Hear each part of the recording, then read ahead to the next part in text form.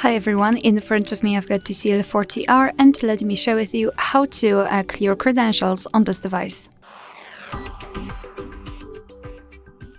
So let's start with opening the settings, and here we have to scroll and find security and biometrics.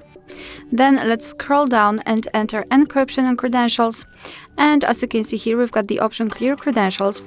Because I've already removed all of my certificates, it is inactive, but no worries. All you have to do is to simply tap on it. Your device will ask you if you really want to remove all certificates, so then confirm it with OK, and you will see the specific information that it just removed the certificates. What's more, in your case, this option also will be inactive.